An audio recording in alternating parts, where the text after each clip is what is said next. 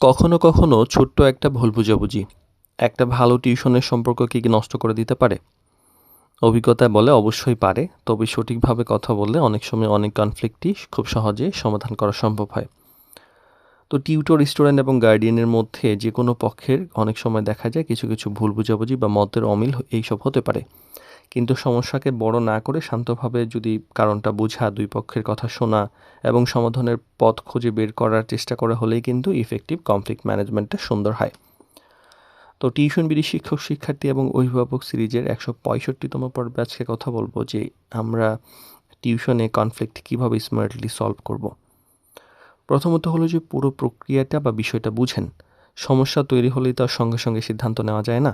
Tutor এবং guardian দুই পক্ষের বক্তব্য মনোযোগ দিয়ে শুনতে হয় এবং কনফ্লিক্ট আসলে কোনো অসম্পূর্ণ তথ্য বা ভুল বোঝাবুঝির থেকেই তৈরি হয়, এটা বুঝতে হবে। আর ব্যক্তিকে নয় বরং সমস্যাকে গুরুত্ব দিন। আপনি সবসময় এমন করেন, এই ধরনের কথা নির্দিষ্টভাবে না বলে সমস্যাটা নিয়ে আলোচনা করুন। এতে আলোচনা ব্যক্তিগত আক্রমণে না গিয়ে সমাধানের দিকে আগায়। আর আগের এগ্রিমেন্টটা মনে করুন যে salary, class, time, frequency, class বা অন্য শর্ত আসলে কিভাবে ঠিক হয়েছিল সেটা দেখা গুরুত্বপূর্ণ। পরিষ্কার এগ্রিমেন্ট থাকলে অনেক সময় অনেক কনফ্লিক্ট খুব সহজেই সমাধান হয়ে যায়।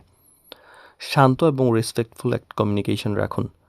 যে রাগের সময় সিদ্ধান্ত না নিয়ে কিছুটা হলেও সময় নিয়ে কথা বলুন। কঠিন ভাষার পরিবর্তিতে শান্তভাবে নিজের বক্তব্য তুলে ধরলে অপর পক্ষ থেকে সহযোগিতা করতে আগ্রহী হয়। আর প্রয়োজনে নিরপেক্ষ কোনো পক্ষের সহযোগিতা নেওয়া যেতে পারে। দুই পক্ষের সরাসরি যদি কোনো সমাধান না পৌঁছাতে পারেন তাহলে তো টিউশন মিডিয়া আছেই, বা নিরপেক্ষ কোনো দায়িত্বশীল ব্যক্তির সহযোগিতা নিয়ে যদি সমাধান করেন ব্যাপারটা আরও সুন্দরভাবে সমাধানের সুযোগ হয়ে যাবে। তবে এন তৃতীয় পক্ষের সঙ্গে শেয়ার করতে খুবই সাবধান। তৃতীয় পক্ষ কিন্তু আরও বেশি ঝামেলা তৈরি করতে পারে। তবে মিডিয়ার সঙ্গে এই ব্যাপারটা খুব সহজেই সুন্দরভাবে সমাধান করতে পারেন। আর সবচেয়ে বড় ব্যাপারটা হলো যে কনফ্লিক্ট হওয়া মানে যে সম্পর্ক খারাপ হয়ে যাবে এরকম না। বরং সঠিক কমিউনিকেশন, পারস্পরিক রেসপেক্ট, সমস্যার মূল কারণ বোঝার চেষ্টা থাকলে কিন্তু বেশিরভাগ ছোট ছোট কনফ্লিক্ট খুব সহজেই সুন্দরভাবে সমাধান হয়ে যায়।